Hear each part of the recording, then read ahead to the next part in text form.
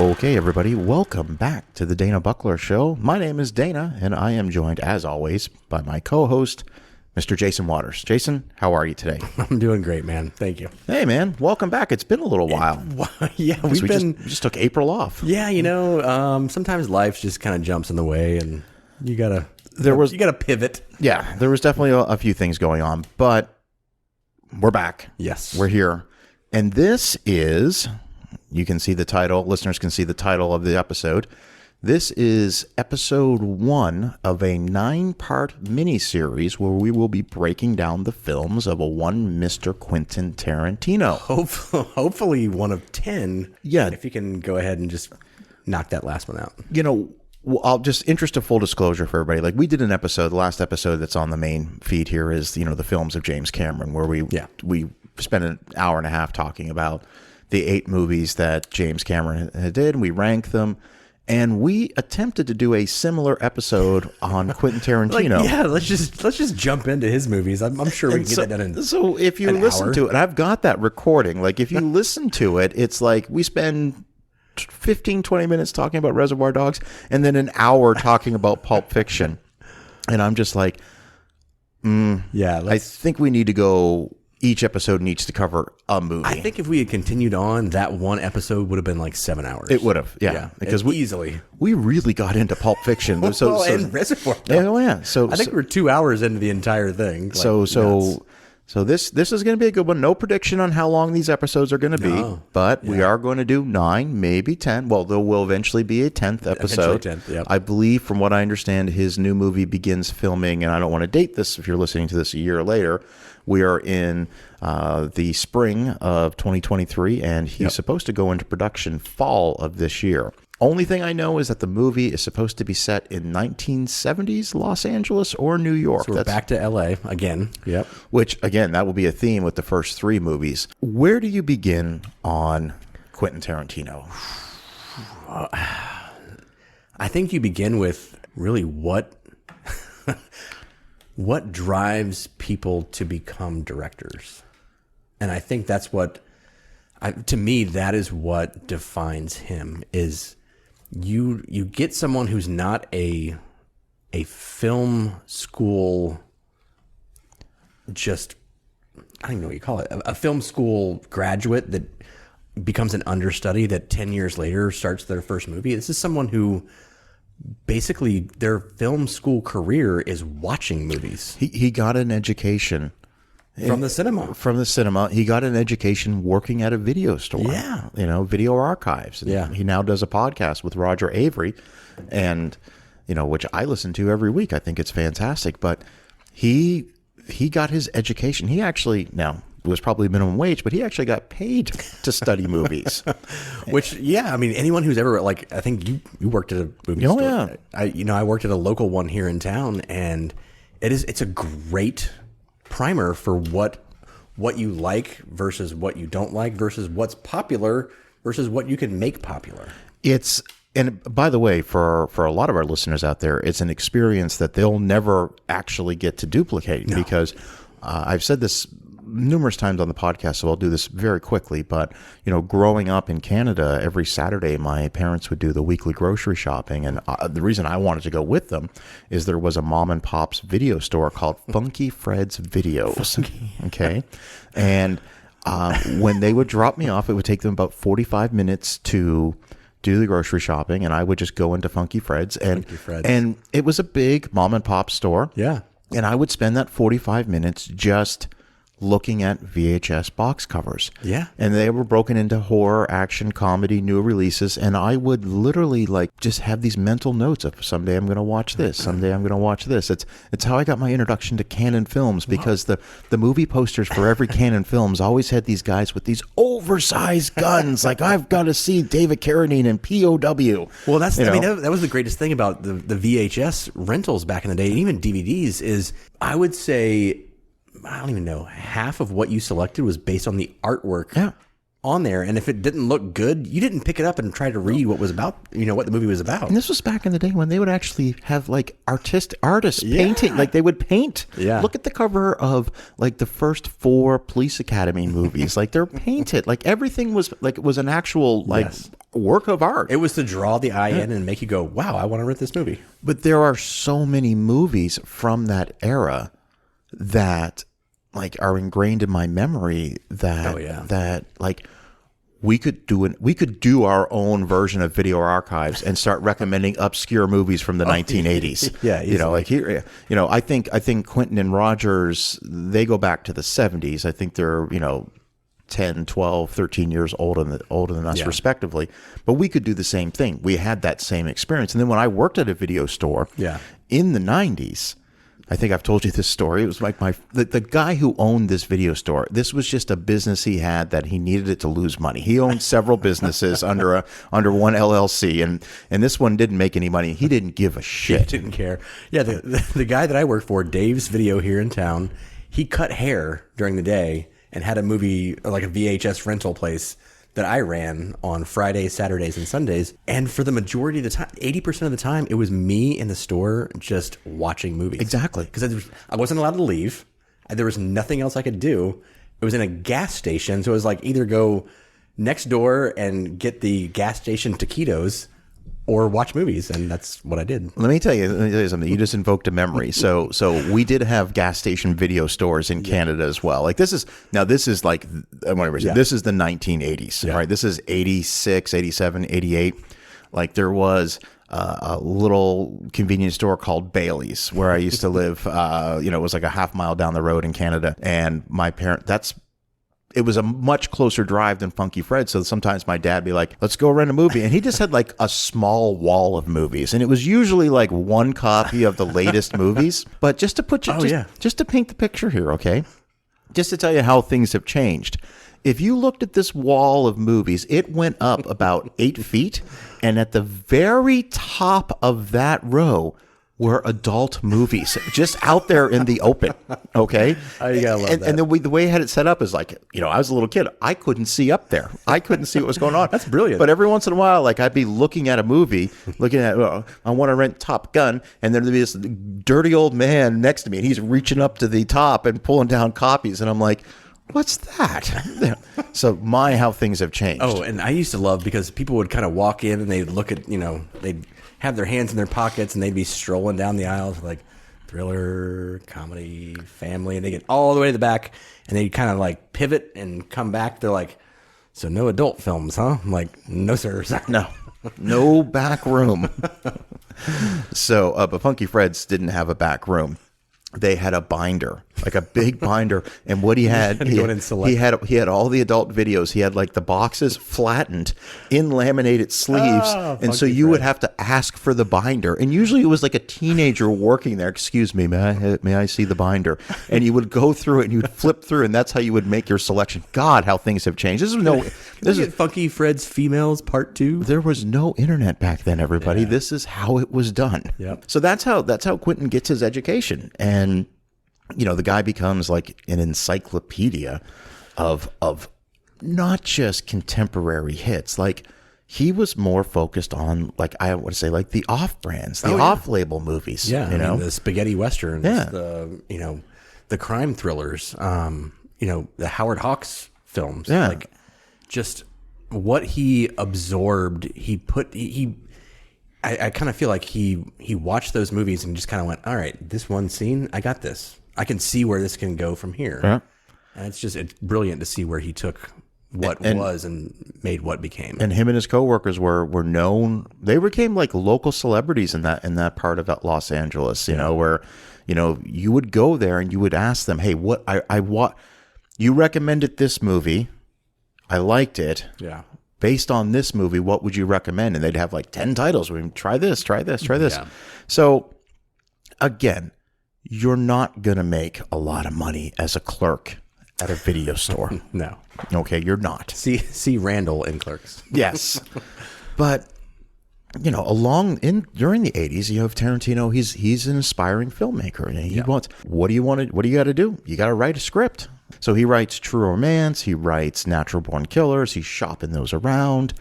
And he also, over the course of like 3 years, tries to make a movie on his own. And have you ever seen like I've seen some of the clips from the web, but I have not seen the full movie. it's interesting because, well, the full movie doesn't exist because the story goes that, on the weekends, because by the way, film cost a lot of money. Like when you wanted to make a movie back then, you had to shoot it on film, and film cost a lot of money, and it cost even more money to get it developed. And so like over the course of, I don't know, 2 or 3 years, every weekend, he's shooting scenes and he's playing the main character. And there are scenes in that movie, dialogue that end up like entire swaths of dialogue that end up in later movies. Yeah. Like the whole opening of True Romance where Clarence talks about his affinity for Elvis. Yeah. He gives that exact speech in this first movie he makes. Oh. So the story goes that a good swath of this movie is sent off to be processed, the film, and there's a fire at the processing place, and the film is destroyed and it's gone. And so they only have like 35, 40 minutes. Now, you can find it on YouTube, and I've watched it. I mean, it's all cut together and everything. Yeah. But you can see the very beginnings of... He had that talent, especially for dialogue back then. Well, that's the thing is what I appreciate more about him than anyone else, and I would... Not to take anything away from the big directors, but he's a storyteller first and then director second. Yeah. And I think that comes through in the fact that he is the screenwriter and the director on nearly, all of his movies except for a handful. Yep. Jackie Brown. Yep. Yeah. So as the legend goes, he also writes a script called Reservoir Dogs.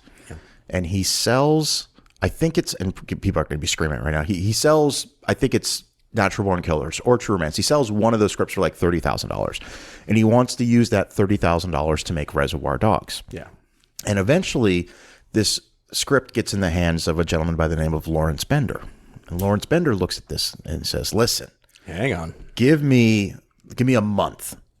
All right, I can get you $1 million to make this movie. Yeah. And eventually it ends up in front of Harvey Keitel, who agrees to do it. And I don't want to get into the whole technical jargon of how this happens, but next thing you know, he's got like $1.2 million to make this movie. There we go. And a lot of that is on the strength of, Harvey Keitel reading it. And Harvey Keitel, by that point, I think could best be defined as a character actor, big in the 70s, small roles in the 80s, but leapfrogs from this. Oh yeah, as does everybody. Every single person. So the movie we're going to be talking about today is, of course, going to be 1992's Reservoir Dogs. Yes. Now, before we get into the plot of the film and the discussion of the characters, Jason and I will ask you, and I'll ask you this question on every episode of this miniseries, The Films of Quentin Tarantino. What was your first introduction to Reservoir Dogs? So my first introduction to this was after Pulp Fiction had come out. So at the time it came out in 1992, I was 13. So my parents, I couldn't even imagine this would have come to the Ocala market. At that time, we were a small, sleepy little hamlet here in Central Florida, maybe 50, 60,000 people. Yeah. It's exploding right now, but I didn't become aware of Quentin Tarantino until Pulp Fiction came out. And when I saw that, that's when I got my introduction to Reservoir Dogs. And I just went, these are two of the best movies I've ever seen. And I'm, at that point, I'm 15 and going, who the hell is this guy? I would have seen the movie late 92, early 93. And this would have been, I forgot to mention, I'm still living in Canada at this time. But my sisters, plural, both worked at Funky Fred's Videos. Okay.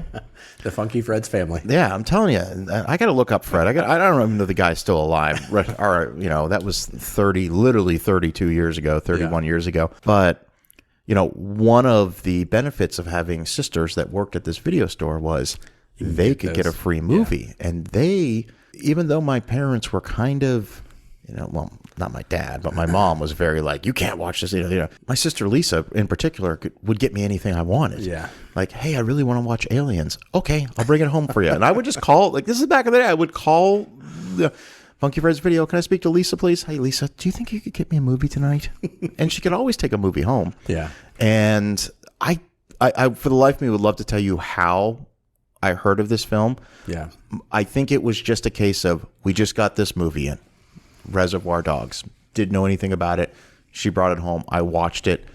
It was too much for my young, then 13-year-old, 14-year-old mind. So, I mean, I liked it. Don't get me wrong, I liked it, but I didn't have the. It was tough to track when you don't get the context of it. I didn't have the wherewithal to. Right. I remember honestly saying, "Well, why aren't we seeing the jewelry heist? Why aren't we seeing this?" I don't. I'm just being honest with everybody. Like, hey, everybody, as a 14-year-old, I didn't get it. Yeah. At the time. Yeah. But flash forward to 94.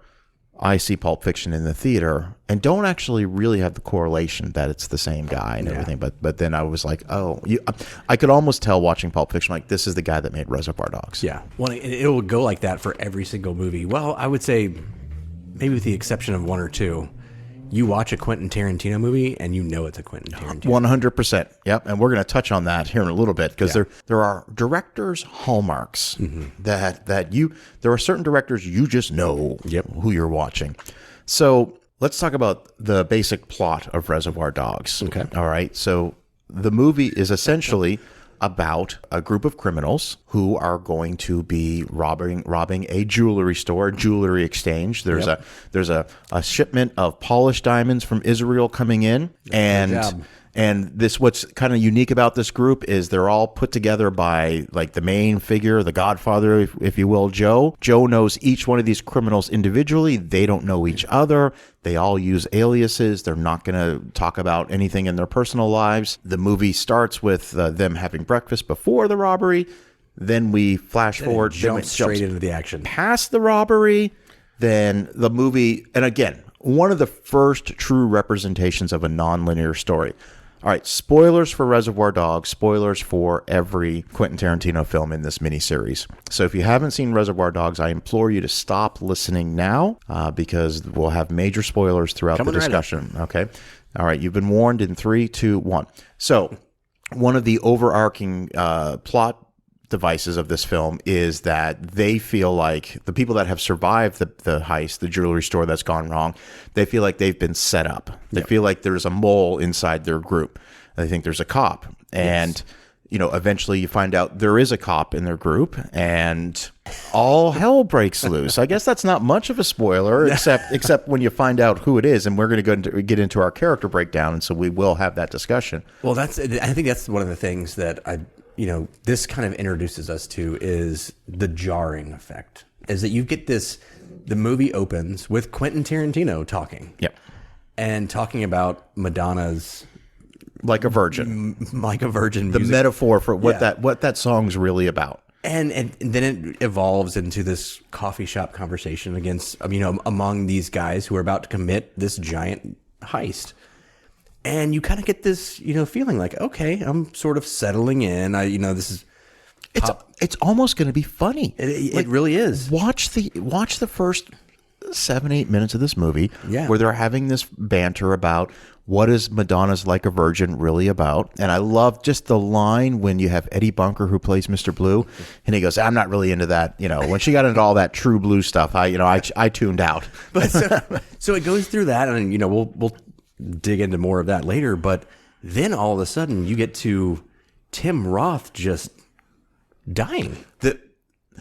Watching this again today, and I've seen this movie several times, but knowing that we were going to record today, I said, you know what? It's not a long movie. Let me just put it on again. 99 minutes. You get our character introductions through the opening credits. You see who they all are, and the catchy song is playing, and then halfway through the credits, when we're getting into the produced by, right, you start to hear this wailing. You start to hear this screaming over the music, and you're just like, what is this? Cut to Tim Roth, back of a car, covered in blood, screaming, making noises. That guttural, just like this is how, if someone was dying, this is how I see them dying. That fun conversation that cheeky conversation that was taking place at all of a sudden, like, it's like pulling a Band-Aid off. Like all of a sudden we went from fun, a little sadistic, but fun conversation to, oh, what the hell is going on? Yeah. So, and I made it a point while I was watching it just to kind of like, how long do some of these scenes that are super uncomfortable go on for? Yeah. So you have, we have Mr. White, Mr. Orange, Harvey Keitel, Tim Roth. And Harvey Keitel, good Lord. And that car scene just... Listen, that's how I hope somebody would be with me if I'm getting if I'm shot in the stomach. Then they get to their rendezvous point, this abandoned warehouse. Yeah. And they have a dialogue scene with him laying in a pool of blood that goes on for like 6 or 7 minutes. And it goes on for an uncomfortably long time. Tim Roth does not lay off. It's not like he's just going to be like, all right, let me stop whimpering for a minute. And he never stops. Just that, you just keep going like, oh my God, someone get him a doctor right now. And what's so crucial about that scene, and what the light really went off for me, was we've never seen Tim Roth before. All right, so this is not an established actor. So we're not seeing like a mainstream actor, doing this, going, God, I've never seen so-and-so do this before. So we have no way of sort of gauging his performance other than this guy is in so much pain. Yeah. And the other thing too is, we already did the spoiler alert, but you don't realize at this point that he's the cop. Yeah, no, you're right. So you feel bad, you feel bad for him. And then later on, you're like, oh shit, he's the cop. And then you see him shoot. He kills somebody. And like, this whole thing is just depravity. Like, it's insane. So then you have Mr. Pink, Steve Buscemi, show up. Okay. Who does fantastic in this role. He's so good in this movie. Now, he immediately shows up and he is just like, right away, like, we've been set up. We've been set up. Yeah. Now, Harvey Keitel still laying on the ground with Tim Roth, covered in blood. And Mr. Pink, Steve Buscemi, is just like, no, we've definitely been set up. And then he's going through it. He's like, here's what happens. When that alarm goes off, you've got 2 to 3 minutes for this. Like laying it out. He's like, we were set up. Those guys were there from step one. He goes, and the cops didn't show up until Mr. Blonde started shooting. So again, we are not seeing this robbery. Yeah. But it's being like the exposition of what happened is being so perfectly delivered. And it's kind of being repeated over and over again. No, that's not what happened. This is what happened. This is what happened. And you start to visualize it. Yeah. But the thing is, remember first time watching, okay? We don't know who Mr. Blonde is. Yeah. Because we don't know who anybody's names are just yet. Yeah. Okay? So when he's talking about Mr. Blonde started, boom, boom, just started shooting everybody. Yeah. Anybody who's not there could have been them. Could have been. Like, that's brilliant. And that's something I try to take myself out of, like, having seen this film multiple times. I'm trying to take it through what a first-time viewing would be like. And it's like, you don't even know which guy we're talking about. God, yeah. So they go into a side room. They start discussing it a little bit more. Harvey Keitel kind of comes to reason. He's like, oh, shit, we really were set up. Yeah. And then you start thinking, like, Mr. Blonde. It's got to be Mr. Blonde. And then they do a really interesting thing where you get occasional flashbacks to the escape. You have Harvey Keitel saying to Steve Buscemi, like, well, how did you get out? And then you see him being chased down the street and a badass escape. Like, God almighty. Get hit by a car.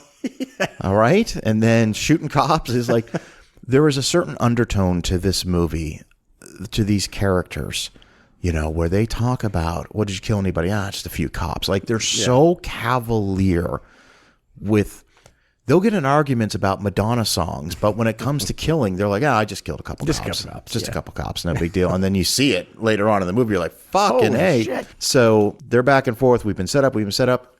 Enter Mr. Blonde. And Michael Madsen played one of the best characters he's ever Best played. Performance he's ever given. Good God. Hands down, best performance he's ever given. Then we realize, okay, this is Mr. Blonde. They're going at it. They're arguing. They're screaming. So Mr. Blonde has just, do we even get a number? He's just executed maybe 10. Yeah, they make a reference where Harvey Keitel says, how old do you think that black girl was? 20? Maybe 21? Yeah. And it's just, there's been a massacre. Yeah. And we also still get some more character exposition because we get a flashback to Harvey Keitel in the office with Joe. Yep. Talking about, Joe asks, how's Alabama? Yeah. Because Tarantino had this whole shared universe, MCU had this whole shared universe way before the VUSQ or the MCU. Right. And then we get a flashback of Michael Madsen. Yeah. Well, and, to set the stage for future movies, he plays Vic Vega. That's correct. Who will eventually be the brother, should have been the twin brother of Vincent Vega from Pulp Fiction. Yeah. Absolutely. I really like this scene this flashback scene with Michael Madsen, with Nice Guy Eddie, and Jeff, yeah. because it really does. It's so important because it establishes that he's probably closer with father and son than any of these other guys. Most loyal. You would think Harvey Keitel would be, Yeah. but it's him. Like, he's been to prison for them and could have gotten out by just saying, "Hey, these were the guys that had me do this." I love when they're talking about, who's your parole officer? Seymour Scagnetti. Scagnetti. And Chris Penn's just like, Scagnetti. Fuck. Who shows up in Natural Born Killers? Yeah, exactly. Well, not him, but the name. Yeah. So, but I love how they're like, I got to get a job. We'll get you a job down. Come down to Long Beach. We'll get you a job on the working the docks. Working the docks. So I don't want to lift any boxes. And he's like, you aren't going to. This is how a no-show job was actually explained to me. So when it would happen in The Sopranos, I'm like, I know exactly how they're doing this. You have a time card. It will be clocked in and clocked out at the end of the week. You'll get a check. Dock workers do real well. And the Scagnetti fuck wants to come down here. Hey, we sent him off to Reseda to pick up a load of shit. I want to spend more time behind the scenes with these guys. So you realize that Michael Madsen, Mr. Blonde, has gone to prison for them, was caught in a warehouse full of stolen stuff, and all he had to do was mention Joe's name, and he would have walked. Yeah. And he did 4 years. Yep. So Mr. Blonde has a surprise for Mr. Pink and for Mr. White. Walks out to his car. And this is where we get the first of what will be many Tarantino signature. The camera is inside the trunk. Yeah. And we're going to open up the trunk. And in there is a police officer. Yeah. Marvin Nash. So I saw on, I can't remember if it was IMDb. I think it was IMDb. That scene has been recreated, I want to say it was a little over 200 times. The trunk opening. The scene. POV trunk shot. Yeah. Everything from like Rick and Morty to The Simpsons. Sure. That has entered the zeitgeist of our entire world just because of the weight of that scene. So we now have the cop tied up in a chair inside the warehouse. You've got Mr. Blonde, you got Mr. White, Mr. Pink. They're punching him. They want to know who the rat is. Yeah. They want to know who the rat is. Meanwhile, let's not forget Mr. Orange still laid out on the side, bleeding to death. Yeah, dying. All right. In walks Nice Guy Eddie, Chris Penn. And he's actually kind of the voice of reason in this scene. He's like, why are you torturing this cop?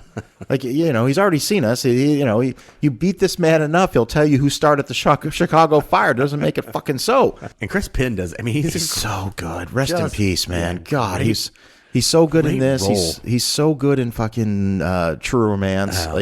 But he's great in this one. Yeah. So, at this point, you've got, Mr. White freaking out because Mr. Blonde, he went crazy. Nice Guy Eddie is like, there's no setup. Please someone tell me you got the diamonds. Somebody's got the stones. Please, pretty please tell me you got the stones. Mr. Pink's like, I got him. And this is where Nice Guy Eddie says, all right, Pink, White, come with me. Yep. My dad sees all these fucking cars outside. Well, what happens is this leaves in the warehouse the poor police officer who's tied up and has been beaten, Mr. Orange sitting in the laying in a pool of his own blood, and Mr. Blonde, who psychopath we now know is a psychopath based on everything we've heard. We haven't seen it, but we've heard, and that's what's so disturbing about all this is like you're like, oh, so he just murdered a bunch of people. What's he about to do now? Because even Steve Buscemi says, oh, he was crazy then, but he seems like he's okay now. Yeah. So you're like, oh, so is this guy as crazy? Like, he's the only one I trust is not the fucking cop because he went batshit crazy. And then I'm just going to say this. I struggled to get through this particular scene. Even though I've seen this movie multiple times, I don't know if it's at my age. I don't know what it is. But this entire scene where Mr. Blonde, he's so sadistic and not in a fun way, not in he's the anti-hero, like he's just evil. And I really struggled to get through it this time. And here is what I think just makes Quentin Tarantino the star.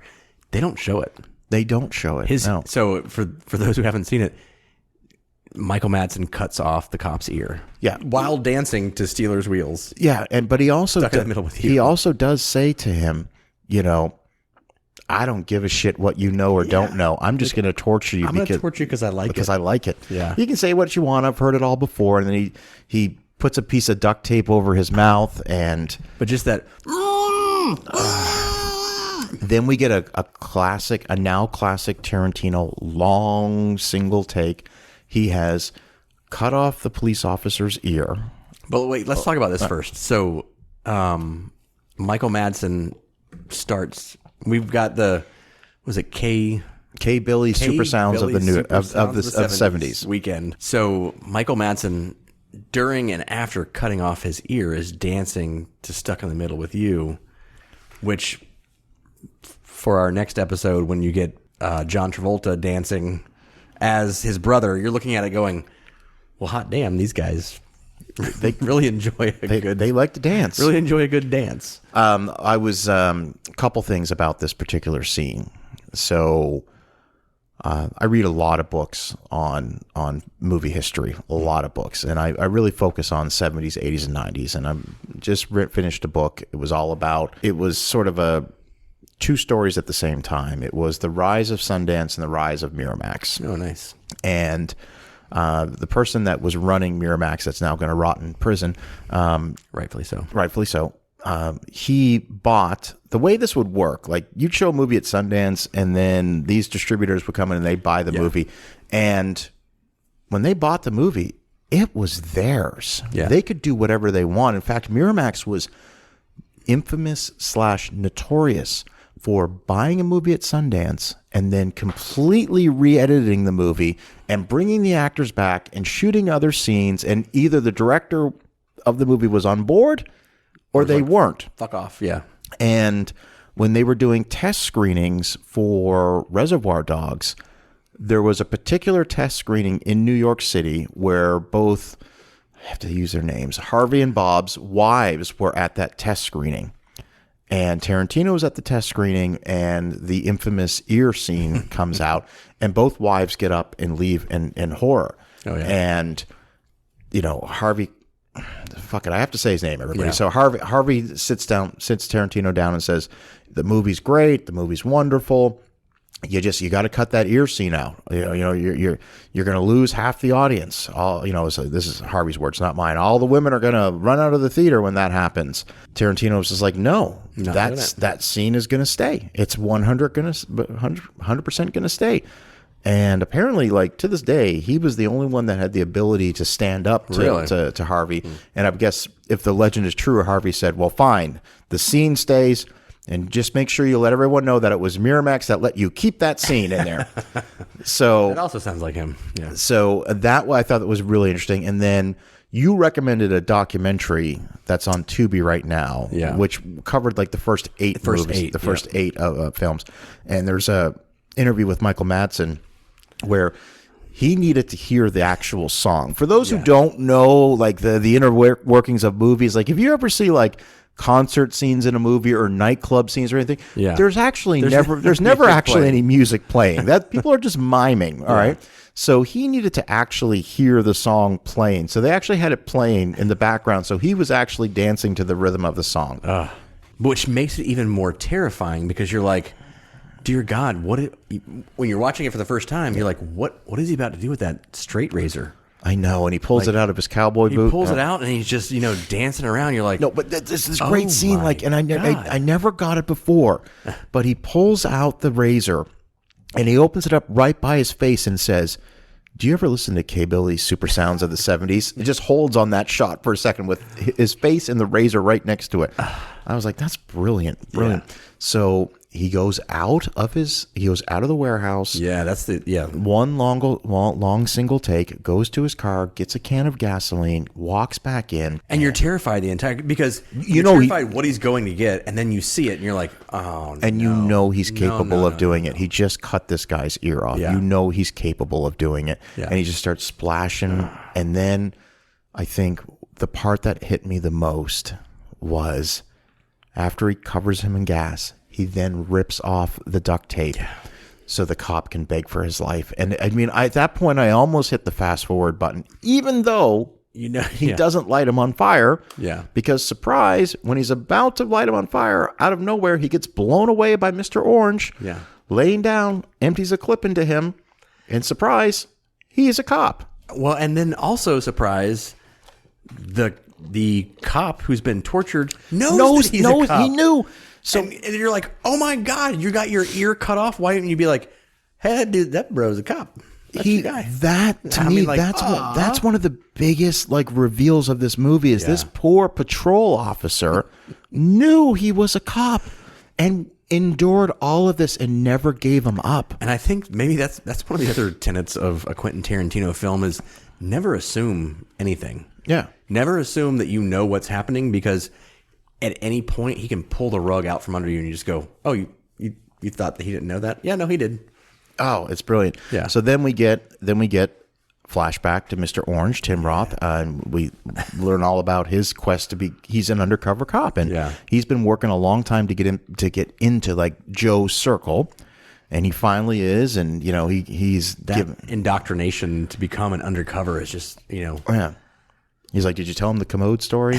And it's so brilliant. He's like. So he's telling this story about trying to pick up marijuana at a train station. It's a bullshit story, but Tarantino is showing this to us like it's brilliant. Yeah, absolutely. It's literally the step by step on you want to be an undercover agent. Yep. Here you have to own your own story. Yeah. Every single aspect of it, like it happened. It made me wonder in the days of social media, the world we live in now, we're all so online. How could you even be an undercover at this point? Yeah, I mean, seriously. I mean, they got to get you at age 10 and be like, hey, you can never go on social media forever. You got to have to You're Joey Dimebag. Your wife's on Facebook and she says your name's Terrence. Yeah, and once you turn 18, you're going to the police academy and blah blah. But you can never have any social media. We're going to create a profile. I mean, I would actually be really good because I don't have a whole lot of social media. I'd take one click on Twitter and I could be an undercover cop. Listen, I've said it before and I'll say it again. If it wasn't for promoting this podcast, I'd be out of the game. Yeah. I would be done with social media. It is okay. I don't want to even do it. Yeah, 20 minutes later and I could be a cop. Fuck social media. I'm not a co-op. Yeah, you can be anything. 5 years from now, you can be anything you want, but you won't be a cop. Won't be a Massachusetts cop. You sure about that? Oh, I'm sure. I fucking love that movie. We got to do The Departed sometime. She fell funny. You see that? She fell funny. You need to get help. Seriously, Frank, you need help. So we get this whole flashback. We learn that how he's infiltrated. And we also see that he's been spending a little bit more time with Harvey Keitel. Yeah. And Harvey Keitel's really he's got this father figure. Yeah, it's kind of like a mentor to him. So Tim Roth is kind of like the new guy. It's probably going to be his first job. Keitel's explaining to him, what happens if the manager doesn't want to, give up the key or the safe or anything? He's you take the butt of your nose, butt of your gun, and smash it into his nose, and then if he cut his finger off, tell him his pinky's next, all that good stuff. But no, I mean it falls into. So this is, I would say, continuing on. This is probably the only Tarantino movie without a strong female lead. That's correct. Oh, you're absolutely right. In fact, there's besides the poor lady that gets shot, I don't think there's even a female in the movie. So it kind of follows into that whole undertone of absentee mother, surrogate father. Yeah. I mean, you've got Tim Roth looking towards Harvey Keitel and Harvey Keitel looking at him, going like this. I got somebody that I can teach. I'm getting ready to get out of the business. This is somebody that can teach to get into the business. Exactly. So there's just strong familial bonds in there too. This whole time, though, we're still wondering what happened to Mr. Brown and what happened to Mr. Blue. Mr. Brown was played by Quentin Tarantino. Mr. Blue was played by Eddie Bunker, a real-life criminal who was actually in prison with Danny Trejo at the same time. I didn't realize that. I knew he was in prison. Didn't know he was Danny Trejo. So, and they were good buddies. And, so then we get another flashback of Tim Roth and Harvey Keitel making their escape. And this is where you find out what happened to Tim Roth. Yeah. And you earlier in the movie, you heard Keitel say to Buscemi, I killed a couple cops. And then you see how he did it, and you're like, fuck just me. Double gun to good Lord. They're making their escape. They go to carjack a lady. She's got a little 38, snub nose 38. She shoots Tim Roth. And by this point, he's a cop. By the way, again, a thing that just really hit me this time, he's standing by watching Harvey Keitel kill these two cops. And you're like, oh, you're not, you're undercover. You should have shot Mr. White by this point. Yeah, at you this should point, like drop a, Yeah, you actually need to shoot him. Yeah. Because you're in way too deep at this point. And the other cops have to know that. Yeah. I mean, if the patrolman knows that, then, At some point, like, he's in too deep. Like, buddy, you're probably going to lose your job, probably going to go to jail if you survive this. Yeah. So he gets shot by the lady they're trying to carjack. He carjacks a lady and she shoots him in the gut. And then he shoots back. He fucking kills her. He kills her. Yeah. That's when I went, what am I watching? Like, so that's just a gut reaction. Just, you shot me, I'm shooting you back. The bad cop. The conversation between the police officer, the one that's been abducted, like our poor guy without the ear, and Tim Roth. You know, at one point, he goes, his name is Marvin Nash. That's the police officer's name, and Mr. Orange, his name is Freddie Neuendijk. Freddie Neuendijk. And Marvin says to Freddie, "How do I look?" You know, and you're looking at this guy, and this guy, oh my God, he's so fucked up looking. Oh, God bless him. And it holds a couple times on that where the ear used to be, and it's just like, oh my God. And here comes Nice Guy Eddie, Mr. Pink. Well, the first thing, the thing that hits me in this movie, and it's so impactful, and I don't even know why it hit me the way it did, is when Tim Roth just goes, "I'm fucking dying here. I'm fucking dying here. Fuck you. Fuck you. I'm fucking dying." When he starts, like, it's a guttural, just... Oh, yeah. The performance that comes out of Tim Roth. And he's British. And by the way, he's British. By the way. You know what? I think he's British. Maybe he's Scottish. Maybe he's from the UK. I'm showing my ignorance right now. He's European. He is from across the pond. To my friend Eamon listening in Dublin, I'm not 100% sure. I'm sorry. Just hearing him deliver that, like, you think you got it bad? You got your ear fucking cut? I'm fucking dying here. So we get the return of Nice Guy Eddie, Mr. Pink, Mr. White. They walk in. They see Mr. Blonde dead. We didn't even talk about that. Who's been gunned down. He's been gunned down. He's by just Mr. Orange before he could light him on fire. He's laid down. He's laid out. He's dead. And because you think there's this glimmer of hope that now that, you know, we know that Mr. Orange is a cop, and we know that, you know, poor Marvin Nash knows who he is. You're thinking, oh my God, they're going to get out of this. Yeah. Lest we forget. Remember, everyone, first time viewing this, we don't know Quentin Tarantino. We don't know that he's in love with the 1970s anti-hero movies where nobody ever survives. Yeah. So we don't know. We think, oh my God, there's a hero somewhere. We're going to get out of this. The one we think we know is dying. Nice Guy. He walks in and he goes, what the fuck's going on here? He's like, he cut the Mr. Orange is like, he cut the cop's ear off. He poured him a gas. He was going to burn him alive. Oh, this cop? And he just pulls out a bomb. I was like, oh God. And then we get this again. There's this scene where Crispin is going through this is what Mr. Blonde meant to us. Like he could have, and now you're going to tell me after all we've been through and we're making good on our promise, our commitment to him, that he's just going to decide out of the fucking blue. And he goes, why don't you tell me what really happens? Do you see how wide his eyes get? Why don't you tell us what really happened? Oh my God. And if it had not, literally, if it had not been for Mr. Blonde just executing people in the jewelry shop, it would have gone completely differently. Yep. I mean, they would have all been like, yeah, you know what, Mr. Orange, he's got to be the guy. Enter Joe. He goes, he says, yeah, he's the rat. He's the one. He's working with the LAPD. He's the only one that I wasn't 100% sure about. Harvey Keitel. I should have known. That's your proof. That's your proof. You know, because Harvey Keitel has seen this guy shoot somebody. He's seen Mr. Orange kill somebody. He figures he's on the level. Yeah. And we get the first, good, the bad, the ugly, triple standoff, and doesn't end well. No, doesn't end well.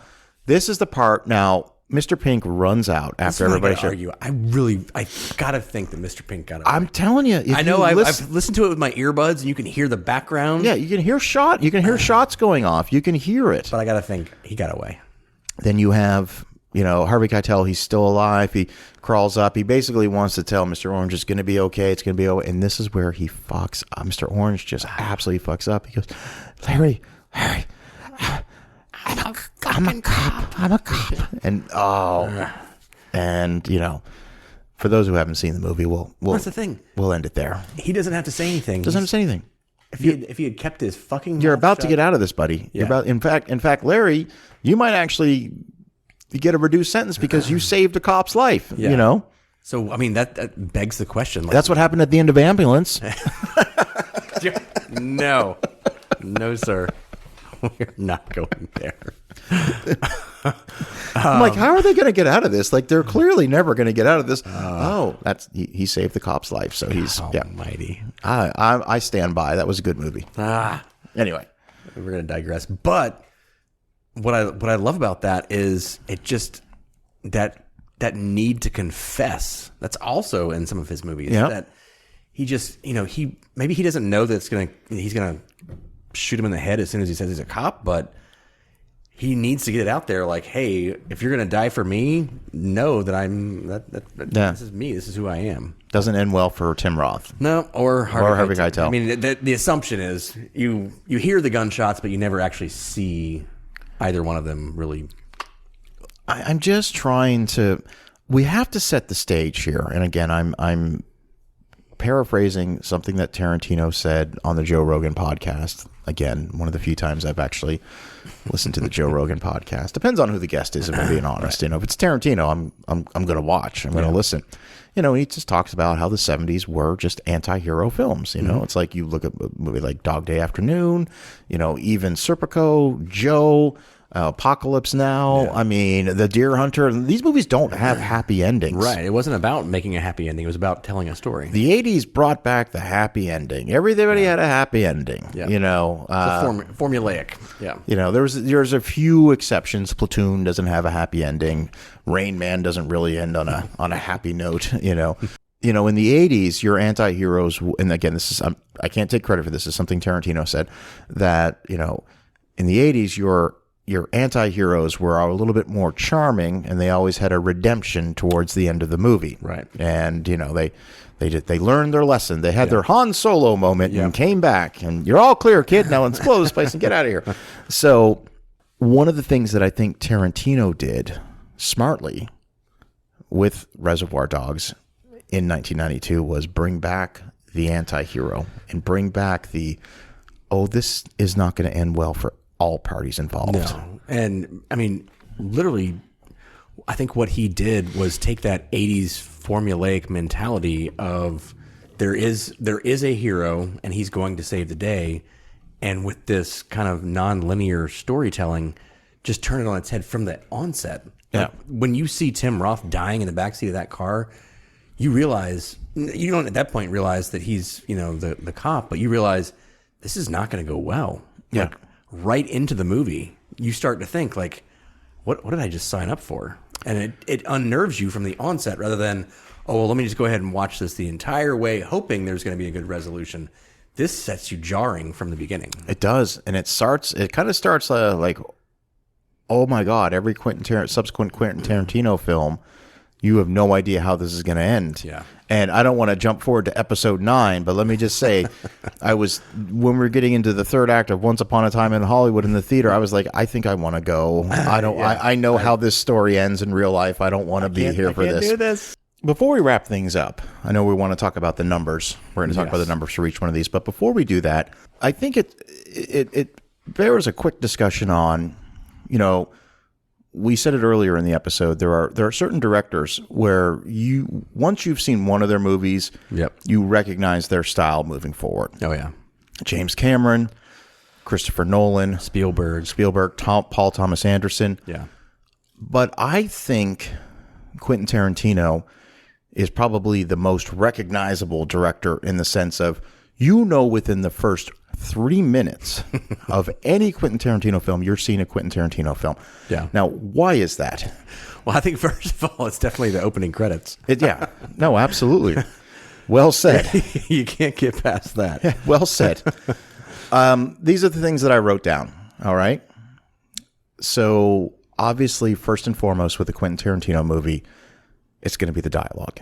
Yes. He writes dialogue like no one else. He writes dialogue like people talk, and I think we had mentioned it. Well, I think we mentioned on our Lost episode that he had said before. If you imagine like a movie like Heat or something else, you see the bad guys, you see the quote unquote henchmen, but if you were to imagine them 10 minutes before in the car discussing an episode of I Love Lucy, that's what he wants to capture, not the overall gratuitous action, but the dialogue before that action. The mundane conversation. So he captures the dialogue on the way to the bank heist. Right. Not so much in the bank heist, but you get to see everything from the prologue to the story to what happens afterwards. And that becomes so clear within the first 8 minutes of Reservoir Dogs. Oh dear God, yeah. When we have a conversation about the metaphors of Madonna's Like a Virgin. I challenge you to think of Like a Virgin a different way after. Yeah, no, how can you? How can you? You also have a conversation about the night the lights went out in Georgia. Okay. Pam Grier. You have the, and then you get into, like, I'd be remiss if I didn't mention, Joe pays for breakfast. He goes, all right, I've got breakfast. You guys do the tip. It should be $1 a piece. And, nice guy. He's like, all right, cough up some green for the little lady. Yeah. And then you have Steve Buscemi say that he doesn't tip. Now, as someone who has worked in the service industry my entire adult life, I take exception to this. There will, I can tell you. I think it's worth explaining. Yeah, well, because Tarantino, they don't make minimum wage. Yeah, he obviously had never worked as a waiter before because he got some of these things wrong. Yeah. Okay, but I do like the fact that he gets, Mr. Pink, Steve Buscemi, he immediately gets pushback from everyone at the table. Yeah. I was like, what the fuck are you talking about? You don't tip. I've been sitting here for 45 minutes. I expect my coffee to be refilled at least 3 to 4 times. Yeah, he goes, we've been here a long time. When I have coffee, I want it refilled 6 times. And Michael Madsen, again, we don't know anything about this guy. He's like, 6 times. Maybe she's too busy. And he's like, too busy shouldn't be in her fucking vocabulary.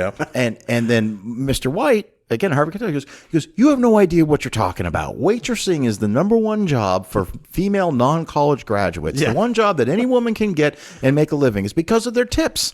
And he gets this little move in his, like, this is the world's smallest violin playing. And, he goes, these ladies aren't starving. They make minimum wage. No, they don't. Maybe in other countries. I remember when I waited tables back in the 20th century, I was making $2.17 an hour. That is correct. But when minimum wage was like $5.15, $5.75, because they rely on your tips. Exactly. Yeah. When I first started, $2.13. Yeah. Okay, that's what you made an hour. Yeah.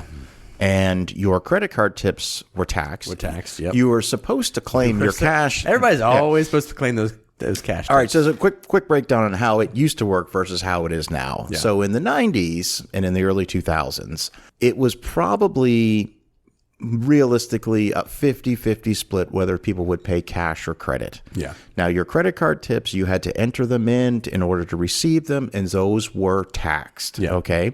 But there would be nights where nobody paid with a credit card. Oh, yeah, I remember, back in the day. So you were required by the IRS to claim 10% of whatever your sales were. So if you sold $1,000 in food and beverage, you had to claim at least $100 cash, whether you got that or not. Yep. That was the scary thing. There are people that work at like these Bob Evans and these little shit casual restaurants where I'm sorry, there are people out there that tip like shit, and these poor people that work there might have $800 in sales, make $60. And if that back in the day, you would have to claim that you made, whatever, 100, fucking $80, So there used to be signs all over the back of the house, like from the IRS, be sure to claim I remember 10% of your sales in cash. And they're like, fuck you, Uncle Sam. And, and that's the thing is they used to audit people in the service industry all the time. Yeah. Now, that has changed significantly now. Now, I can tell you as somebody who runs a restaurant, like it is 90% credit card transactions now. Those signs have long since disappeared because credit card tips are automatically claimed. I can't even tell you the last time I paid cash for a bill. So I will say to anyone out there listening, if you have the ability, even if you pay with a credit card, you should, I don't want to get an audit for saying this, but IRS would be like, who is this Dana Buckler guy? You should always try to tip in cash. And for those listening from the IRS, I don't agree with him. Like this, no. Hypothetically speaking, I'm not saying that I would tell you to do this, but hypothetically speaking, because here's also a fun fact: a lot of restaurants now, those credit card tips, they go on a paycheck every 2 weeks. Yeah. So the days of making You don't get cashed out every single night. No, and that doesn't happen at my restaurant. Yeah. So again, this is me. Maybe I'm a little biased. Let's nitpick where we can because. But let me just say, like, if you can, tip in cash. And by the way, tip. Frickin'. Okay. Here's my. I'm gonna jump on your bandwagon. 15% is not the standard anymore. 20% is not the standard anymore. 20%. No. We're in an age of rising inflation. Like, if you're not tipping 25%, you should. When you get to these little pay stations, when you're like, oh, there's a Square app there. I'm tipping for something I never had before. Guess what? You probably should. Yeah. People who handle your food should be taken care of extremely well. And here's another thing. If you're not doing it yourself. Every restaurant in America, the waiters, the bartenders, the servers, whatever, they actually have to tip out money themselves. All right. Yep. Some restaurants it's as high as 8%. Yeah, okay? You've got your expos. I mean, your bus boys, your food runners, your bartenders. You have to, out of your pocket, you have to tip these individuals out based on your sales. Yes. So at any restaurant you go to, if you're leaving somebody a 20% tip and you're like, I'm leaving them 20%, chances are you're actually leaving them anywhere from 12 to 14%. Yeah. So my standard is this. If I go to a restaurant or a bar and I have left a 20% tip, that means it was the worst service I've ever had in my life. But I would never not tip. The minimum I will tip, if it's bad service, is 20%. If it's decent service, is 30%. I have no problem whatsoever going 50 and above. Oh, yeah. For service that's outstanding. Yeah, absolutely. Because I will say this. If you go to a restaurant in your town over and over again, this is a fact. This is not speculation. This is a fact. There's a saying in the restaurant industry, all right? We remember two types of individuals. Those that tip really well and those that tip really shitty. Trust me, we remember them. And they change restaurants quite frequently. And if you don't tip that great and you're finding that it's harder and harder for you to get a table at a restaurant you go to, chances are it's you. They know who you are now. And if you tip really great and you find it so odd that every time you go to your favorite restaurant, they could be on an hour wait and you're being shown right to a table, keep doing what you're doing. We should just start calling them the Mr. Pinks. Yeah, that's a Mr. Pink. Yeah, don't be a Mr. Pink. All right,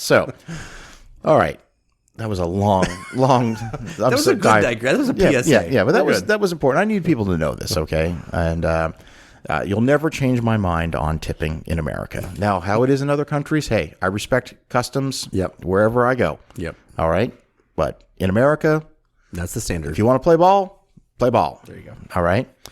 So other things that, directing styles that were introduced by Tarantino is obviously non-linear storytelling. Yes. And I think, now correct me if I'm wrong, but I want to say the one movie that doesn't have, no, there are two movies. I'm just thinking out loud. I could be wrong. Jackie Brown has a pretty straightforward narrative. But it's also not his. Correct. It's Elmore Leonard's novel adapted for this. So. And then, Once Upon a Time in Hollywood has a pretty straightforward narrative. There's a couple little flashbacks, but nothing that's like, even The Hateful Eight has a very integral flashback. Yeah. So, okay, so. But I would say chronological, yeah. I think Jackie Brown might be the only one. It might be the only one that doesn't have like these extended flashbacks. Yeah. So that's interesting. Obviously, the soundtrack and his choice of music. When you watch a movie like Django, and we'll get to that obviously down the road, but he has modern day music in that film. Like the way he uses music it's not accidental. Everything is intentional. Every song specifically purposeful. Well, and I think what was so great about this, and we pick up on it in Pulp Fiction too, is when the soundtrack is released, it has dialogue from the movie. Oh, yeah. Preceding the songs. You go, God damn, that's brilliant. For those that are listening to makes you want to listen to, or makes you want to watch the movie. For those that are listening to our Patreon exclusive series, 101 Movies from the 1990s You Need to Watch, episode 8 will have dropped by the time this episode comes out. Yeah. And I actually tell a story about, I'll just say this, I tell a story about meeting Elliot, who thought my choice in music was cool. Old Elliot. Where are you, Elliot? Long single takes, long tracking shots, there. And I think when you watch something like Reservoir Dogs, it was out of necessity. You didn't have a big budget. It's like, hey, we got to do this in one long take because film's expensive. And I love to say things have changed, but he still shoots all his movies on films. Well, yeah, I mean, outside of that, some of his, the later movies moved into those bigger sets, but he does so much with such a confined space and builds so much suspense and drama into that just lone warehouse that, I mean, it could almost be a one-man show. Well, not a one-man show, but a confined play of just that one scene. And he'll do it again in The Hateful Eight. Yeah. It's very successfully, too. Yeah. And obviously, I'm going to end on a level of violence that, is really prevalent in Reservoir Dogs, obviously. And I don't want to skip ahead. It gets on a satirical level with the Kill Bill movies, and then it almost gets satirical with every movie moving forward. But it's so grounded in reality in both Reservoir Dogs, Pulp Fiction, and Jackie Brown. Yeah. Well, and I'll challenge that too and say that in Reservoir Dogs, we don't get the jewelry store. We don't get the heist. We do get these couple of snippets in there. But if you were, the outrage that was out there when Reservoir Dogs came out versus what you would see in a general television show nowadays, it's on par. Oh, it's way above it. I mean, you could say that this is what started that progression towards violence not really being okay, but being accepted. Yeah. And it wasn't gratuitous in this. No, it was. I think it was showing that violence has consequences. Yeah. Like it's not fun. It's not stylized. No, he does it in later films, but it's over the top in Django Unchained. Like the blood squibs in that movie are just out of control, and that's done on purpose. I would say that's one of the biggest criticisms we'll talk about throughout the entire series is just this need to exploit violence. And I'm hoping by the time we get to the 9th show, we'll be able to explain, not so much explain the violence, but be able to say, this is who we are. Oh, yeah. This is art imitating life, imitating art. Yeah. And so realism. Let's end on the numbers. The numbers. Yeah. So the budget, like we talked about, very slim. It was 1.2 million, and I think that was after the Sundance purchase. Yeah, Miramax dumped a little bit more money into it. Yeah, and the gross on it was 2.9 million, which again, 1992, one of the first indie films. It's got to be a giant success. Yeah, I mean it was a calling card though. Yeah. It really, everybody, there is this story again, if the legend is to be told, of when they took this movie to Cannes after Harvey and Miramax bought this movie, they took it to Cannes. Yeah, and there was Quentin was summoned to this party afterwards. And the who's who of directors were there, James Cameron and all these guys, and they're all picking his brain about this film. I don't know a director that has had a bigger first impact in history. I'm pressed to think about it because The Terminator was impactful. Yeah, sure. Jaws was not Spielberg's first movie. That was Sugarland Express. Nolan's first movie, Memento, it was there, but nothing. Maybe Bryan Singer and Usual Suspects, but even still, no one popped off like this. No, they just went. It wasn't like it was on a one-dimensional aspect. This thing just across the board went Pop, pop, pop, pop, pop. And, they always like to have that saying in Hollywood, what do you got? What are you working on next? Yeah. But everybody wanted to know what was Quentin Tarantino going to work on next. Give me some RT scores on this. So what do you think? Critics, some might have been put off by the violence, so I'm going to say 89. Close. It was 90. 90. That's today's score. That's so today. Okay. Oh, okay. I bet it was. I'm going to say it was probably a little bit lower, right? I would imagine so, because apparently everybody just jumped on the bandwagon of, it's stylistic, but Yeah. Audience scores. Well, if these are modern day scores, who shits on a Tarantino film? 94. Exactly. Okay. Exactly 94. right on. So, Yeah. Well, we will.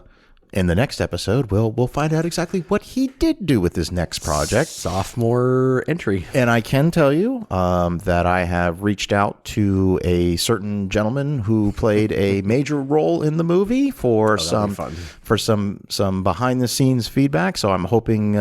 Well, I'm not hoping, it's going to happen. So by the time we get to the second episode in our Films of Quentin Tarantino series, I'll have a little bit more exclusive insight as to what it was like on the set of Pulp Fiction. So Jason, thank you as always, my friend. I appreciate it, man. Thank you. And before we go, just a quick reminder that we are almost done with our series, 101 movies from the 1990s that you need to watch. It's a Patreon exclusive series. We've got, episode 8 is already out. So we've got episode 9, then 10, then the follow-up. So 3 more episodes, and then we're going into 101 movies from the 2000s. I've been watching a ton of movies. Man, I've been going back and forth. Yeah, it's shocking how many movies from the 2000s, from 2000 to 2009, that I only saw once. Really? Like, I saw so many movies in the theater. I was like, I'm going back and rewatching these movies. I'm just like, this is great, or this is not as good as I remember. So I'm super excited, because I got to say, I probably watch. Like right now, I'm on a Monk rewatch, but on average, I watch 2 films a day. Yeah, I at least watch a movie a day. And on a good weekend, like if I know we're doing a session, I'll watch maybe 10 movies in a weekend. Love it. So I'm so super excited for the rest of this. All right, perfect. So Jason, thank you again, my friend. And my name is Dana Buckler, and we'll talk soon.